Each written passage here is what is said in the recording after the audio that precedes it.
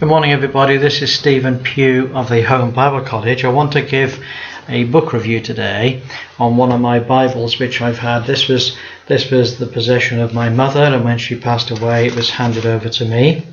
It was given to her in 1962, 15 years after they had been married, given by my father to my mother. So an anniversary gift. What very precious Bible indeed. It's called the Amplified New Testament. Some people jokingly think that it's for the hard of hearing. It's not really quite what we mean by that. The Amplified New Testament is the work of a wonderful woman. I'll tell you a little bit about her in a moment. It's a tremendously good translation, but it's amplified in the sense that often in a passage there will be, in a particular sentence, there'll be in brackets further words put into the text to amplify the text and to make it a much clearer and a much, a much fuller interpretation.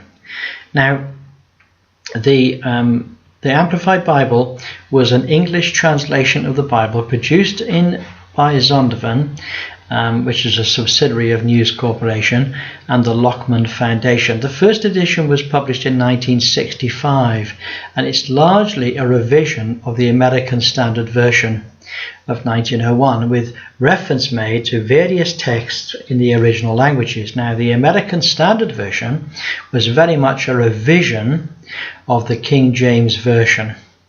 Now, it has lots of additional text put into the text to give a sort of an amplification. That's why it's called the Amplified Bible, to give an amplification of some of the meaning of some of the words. So it took quite a while for it all to happen. The Gospel of John was completed in 1954, the New Testament in 58. The Old Testament in 2 volumes from Job to Malachi was in 1962, and the Old Testament volume 1 was from Genesis to Esther in 1964. The complete Bible then was finished in 1965, and then it was expanded again in 1987. Now, the work was the work primarily of Frances Seward. We'll talk a little bit more about her. There's lots of features of this New Testament which are very interesting. First of all, it's printed very well. It's printed beautifully, very, very clear text. You can see the sort of clear text that it is. Produced by Marshall, Morgan and Scott.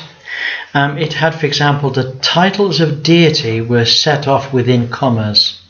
The brackets contained clarifying words or comments, but not actually expressed in the immediate original text. There were italics, which pointed out familiar passages now recognized but not adequately supported by the original manuscripts. It used capitals for names and personal pronouns referring to deity, but it was used sparingly elsewhere. And there were references put into the text. You see that this particular passage has quite a number of references there. Okay, intended to cover any part of the preceding verse to which they apply, and the synonyms are limited to what the text seems to warrant, both as to number and wording. So what about the author? Well, the author was Mrs. Frances Seward. Now, she had 4 degrees, and she dedicated her whole life to the producing of the Amplified Bible. She lived between 1881 and 1965, and she dedicated her life to the intensive study of the Scriptures, as well as to the cultural and archaeological background of biblical times. Now, the editorial board appointed by the Lockman Foundation carefully reviewed her monumental work on the New Testament. The edited and proofread translation was then submitted to a committee of qualified Greek consultants. 27 translations and versions of the New Testament were meticulously examined and continually compared, while the Greek text of Westcott and Hort, the standard of the time, was pursued with utmost care. The result was the Amplified New Testament in 1958. This was followed by a 2-volume Amplified Old Testament, which was the work of the editorial committee and a staff of qualified Hebrew consultants. And once again, Mrs. Sewart's contribution as research secretary, all this culminated in 1-volume Amplified Bible in 1965. Now, remembered by the Lockman Foundation for her long life of tireless devotion to God, her expertise in the Greek language, and for her impressive knowledge concerning scriptures, Mrs. Frances Seward went home to be with the Lord on Wednesday night, on March the 27th in 1967. As the official research secretary of the Amplified Bible Project, Mrs. Seward displayed her tremendous passion for the Lord, and this passion shone brightly throughout this huge task of laying the translation foundation for the Amplified Bible. She was born in 1881. Mrs. Seward dedicated her life to the study of the scriptures as well as to cultural and archaeological background of biblical times. When asked by the Lockman Foundation in 1956 to recount in her words her long journey as a Christian, she said, at 6 years of age, she knew scores of hymns and Bible verses. At 10, she passed an oral exam on the Catechism. At 15, she entered the Academy of Pacific University, a deeply religious atmosphere, compulsory Bible study. At 17, was meeting regularly with classmates to help them prepare their Bible lessons. At 18, she entered Wilmead University, elected president of the YMCA under intensely spiritual stimulus.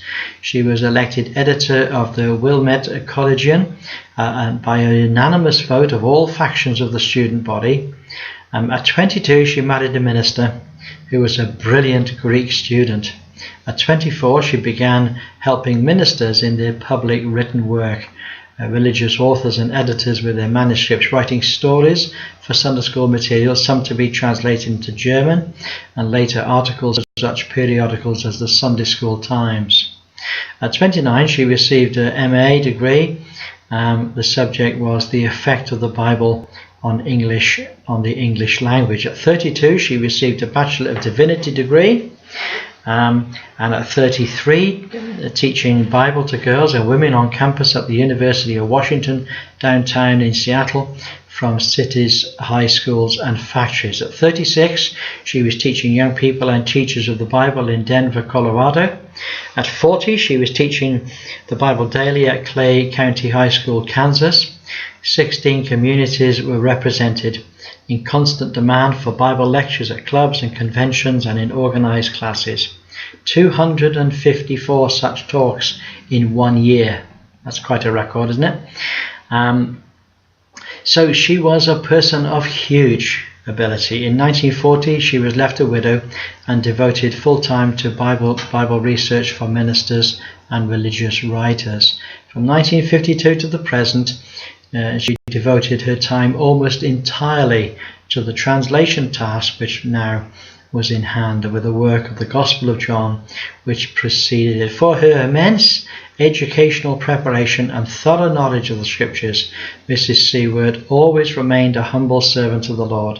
In correspondence dated the 8th of September 54 to the Lockman Foundation, she writes, "Every day almost I find myself bubbling with the thrill of discovering some shade of meaning in the original Greek which has never been evident to me before.